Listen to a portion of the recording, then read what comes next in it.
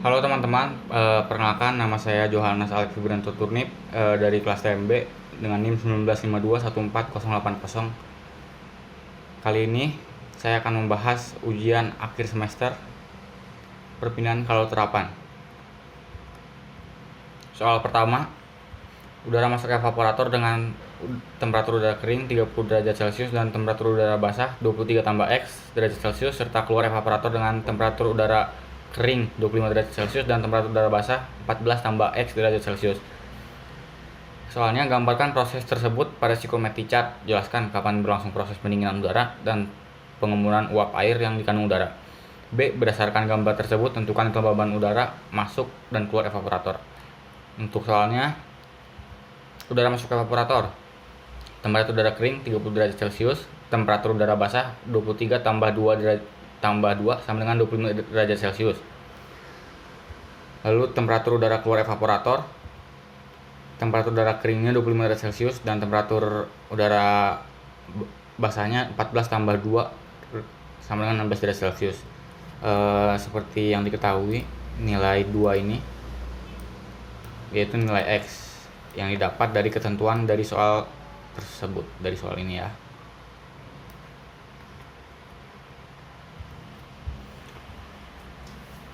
Ini adalah psikometri chart. Teman-teman bisa lihat untuk nilai temperatur kering dan temperatur basah. Temperatur kering kita bisa temui di sini, garis di bawah. Sepanjang garis ini adalah garis untuk temperatur udara kering. Dan untuk temperatur udara basah ada di sini, melengkung. Selanjutnya, untuk tiap-tiap komponennya kita akan masukkan ke dalam psikometri chart. Untuk udara masuknya sebesar, untuk udara kering 30 derajat Celcius sesuai dengan tempatnya, dan temperatur udara basahnya 25 derajat Celcius. Ini 25 derajat Celcius ya, tertutup sedikit. Lalu untuk udara keluar evaporator sebesar 25 derajat Celcius dan temperatur udara basahnya sebesar 16 derajat Celcius. Sini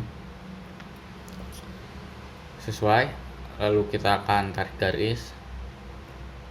Nah, untuk prosesnya, proses pendinginan udara dan pengumuman uap air yang dikandung udara dari A akan mengalami penarikan kalor sehingga suhu turun mencapai titik B. Suhu turun sampai titik B, yaitu titik dew point atau titik pengembunan. Lalu dari titik B, udara akan terus mengalami pelepasan kalor atau pendinginan yang menyebabkan udara mulai mengembun karena uap air dalam udara mengalami pengembunan, yang akibatnya udara kehilangan uap air dan tetap mengalami penurunan suhu sampai titik C. Jadi dari titik B ini akan mengalami penurunan temperatur juga pengembunan sampai titik C, dan titik C akan keluar evaporator. Jadi bisa kita perjelas kalau A ke B adalah proses pendinginan berlangsung di evaporator. B ke C adalah proses pendinginan dan penurunan kelembaban spesifik di evaporator. Jadi B ke C itu terjadi di evaporator. Selanjutnya untuk soal B, untuk menentukan kelembaban udara masuk evaporator atau nilai kelembaban udara masuk evaporator. Jadi di titik temu antara garis temperatur udara kering dan temperatur udara basah, titik ini akan ditarik garis sampai sini dan didapatkan nilai temperatur udara, maksudnya nilai kelembaban udara sebesar 0,018 kg uap air per kilogram udara kering. Selanjutnya untuk kelembaban udara keluar evaporator. Jadi titik temunya di sini. Sini sesuai dengan apa yang diketahui. titik temunya sini dan ditarik garis sampai sini. Dan dapat diketahui bahwa kelembaban udara keluar evaporator bernilai 0,0077 kg uap air per kilogram udara kering. 0,0077 kg uap air per kilogram udara kering. Dan dengan nomor 2, suatu mesin pendingin bekerja berdasarkan siklus kompresi uap ideal. Mesin beroperasi menggunakan refrigeran jenis R134A dan tekanan masuk kompresor 200 kPa dan tekanan keluar kompresor YMPa. Seperti yang diketahui pada ketentuan soal, Y didapatkan 2, berarti 2 MPa. Nilai A, soal A, gambarkan siklus tersebut pada pH diagram. B, berdasarkan gambar tersebut tentukan suhu kerja evaporator dan suhu kerja kondensor. Dan C, hitunglah kerja kompresor. Kemudian terakhir dihitunglah COP mesin pendingin. Karena refrigeran yang pH diagram dengan refrigeran R134A saya menggunakan bar, maka tekanan akan dikonversi menjadi bar. P1 200 kPa menjadi 2 bar dan P2 YMPa atau 2 MPa menjadi 20 bar.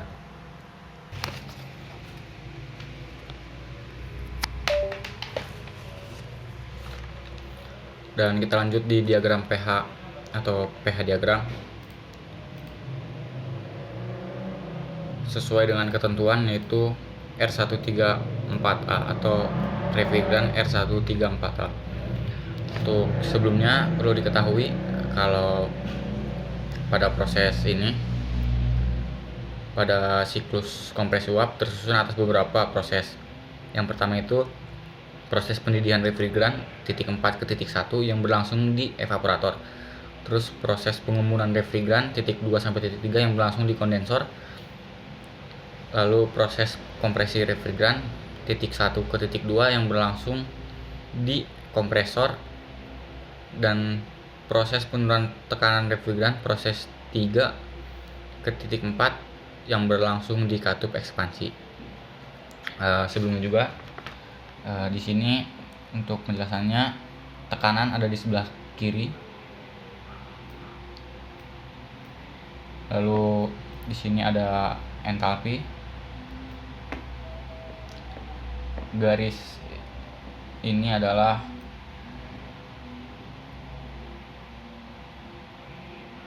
saturated vapor dan ini adalah saturated liquid. Karena nanti di pertanyaan soal akan banyak kata-kata seperti itu. Ini adalah garis konstan entropi atau entropi konstan. Kita mulai dari titik 1, kita mulai memplot tekanan masuk sebesar 2 bar dan tekanan keluar sebesar 20 bar. Lalu kita tarik garis. Kita buat titik 1 kompresor dan titik 2. Nah, pada titik 1 dan titik 2 ini uap jenuh pada garis saturated vapor akan melewati kompresor sini. Berfungsi untuk menaikkan tekanan refrigeran.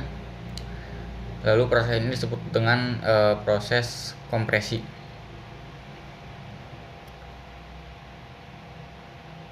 Proses kompresi berlangsung pada nilai entropi yang tetap, karena pada proses ini disebut proses isentropik. Pada proses ini, selain tekanan refrigeran naik, suhu refrigeran juga naik. Jadi di sini sesuai tanda panah, dia naik ke atas. Temperatur naik, suhunya naik, dan tekanan juga naik. Fase refrigeran sebelum masuk kompresor berupa gas bertekanan rendah menjadi gas panas lanjut bertekanan tinggi. Jadi di sini tuh kondisinya sudah gas panas lanjut bertekanan tinggi. Dan perlu diketahui garis ini ditarik sejajar dengan garis konstan entropi lain atau garis konstan entropi. Dilanjutkan ke titik 2, dan sebelumnya ini menyentuh ini ya, ditarik garis sampai menyentuh titik di garis tekanan keluar 20 bar. Lalu ke titik 2, lanjut menuju titik 3. Proses ini melewati 3 fase, yaitu superheated vapor. Ini superheated vapor di sebelah kanan, saturated vapor garis di sini, dan saturated liquid di sini. Pada proses ini terjadi di kondensor. Kondensor berfungsi untuk mengembunkan refrigeran yang mengalir di dalam siklus kompresi uap. Prosesnya disebut dengan proses kondensasi. Pada saat proses pengembunan kondensasi, fase refrigeran berubah dari fase gas menjadi cair. Jadi dari sini, dari titik superheated vapor akan menjadi cair di sini. Karena ini adalah garis liquid line, saturated liquid. Pada saat perubahan fase terjadi pelepasan kalor. Pelepasan kalor terjadi pada kondensor ke udara yang mengalir melintasi kondensor. Saat perubahan fase, refrigeran melepas panas ke lingkungan. Kalor yang dilepas yaitu H2-H3. Jadi nilai entalpi H2 dikurangi nilai entalpi H3.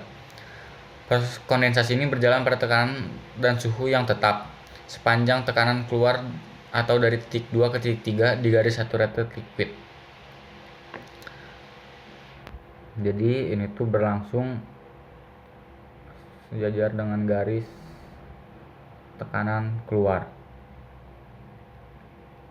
dan sepanjang garis tekanan keluar atau dari titik 2 ke titik 3 di garis saturated liquid di sini.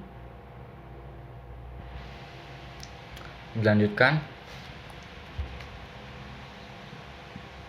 turun ke titik 4. Dari proses 3 ke titik 4 ini adalah proses penurunan tekanan refrigeran melalui katup ekspansi secara isoentalpi. Jadi ini penurunan tekanan refrigeran ini berlangsung secara isoentalpi di pipa kapiler atau katup ekspansi. Proses ini berkebalikan dengan proses yang dilakukan di kompresor. Pada waktu masuk pipa kapiler refrigeran dalam wujud cair, dan pada saat keluar dari pipa kapiler refrigeran dalam wujud campuran atau fase mix, karena di daerah sini adalah fase campuran atau mix.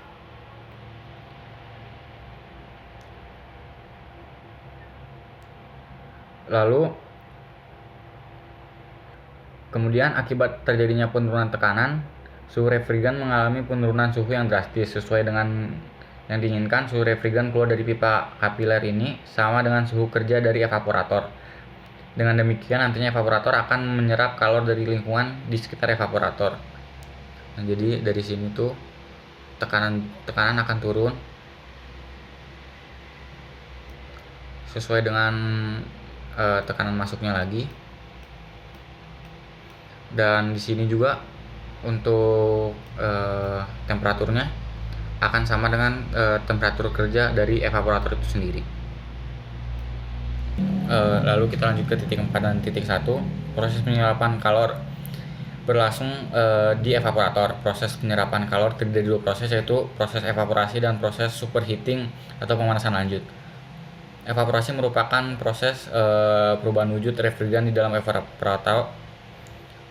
Kita lanjutkan dari titik 4 ke titik 1, yaitu proses penyerapan kalor yang terjadi di evaporator. Proses penyerapan kalor terdiri dari dua proses, yaitu proses evaporasi dan proses superheating atau pemanasan lanjut. Evaporasi merupakan proses perubahan wujud refrigeran di dalam evaporator dari wujud campuran cair dan gas menuju gas jenuh. Jadi di sini tuh titik 4 ini berada di antara saturated liquid line dan saturated vapor atau uap jenuh. Sini dan menuju ke saturated vapor, yaitu uap jenuh dari titik fase campuran ini.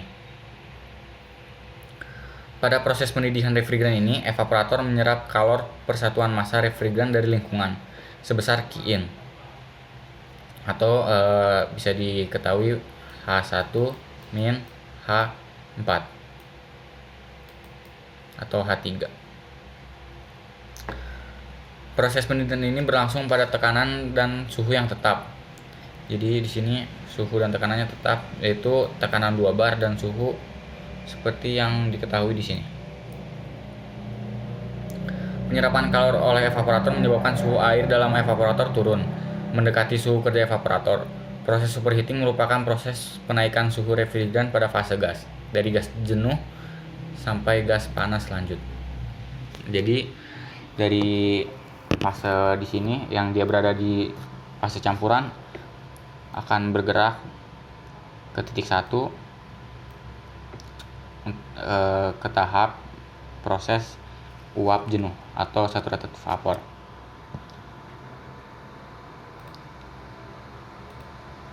Kita lanjutkan untuk mencari temperatur kerja kondensor dan evaporator. Untuk kondensor dari titik garis tekanan masuk yang bertemu dengan garis saturated liquid line akan ditarik garis ke atas sama dengan tekanan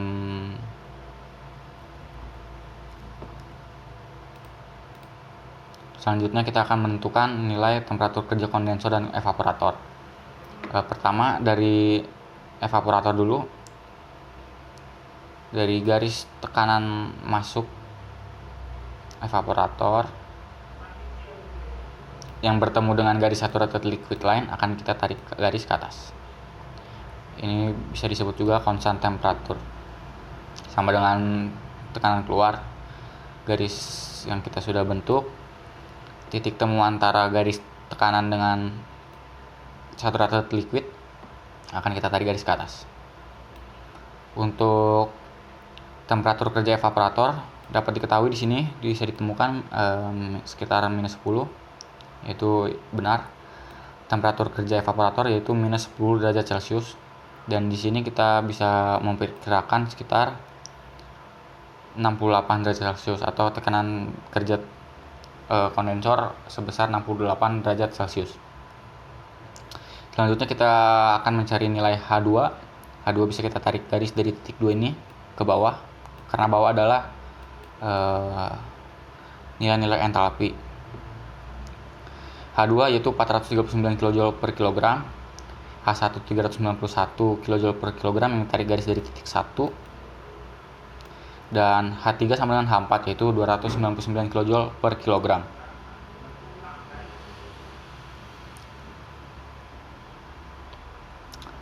Ini adalah temperatur kerja. Untuk jawaban B yang diminta temperatur kerja evaporator dan kondensor, dan kita akan konversi menjadi Kelvin. Untuk temperatur evaporator 263,15 Kelvin dan temperatur kondensor 341,15 Kelvin.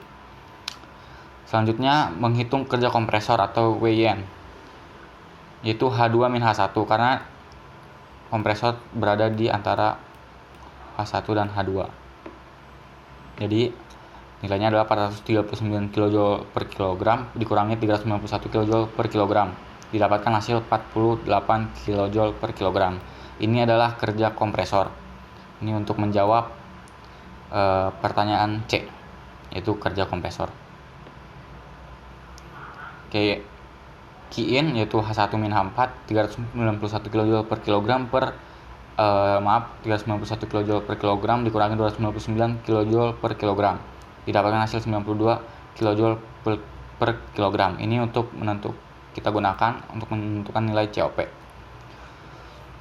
Lalu yang terakhir soal D untuk menentukan nilai COP. Pertama COP aktual yaitu Qin per WIN, atau kalau di dalam bentuk rumus H1-H4 per H2-H1, seperti yang udah dihitung di sebelah sini. Kita tinggal masukin aja H2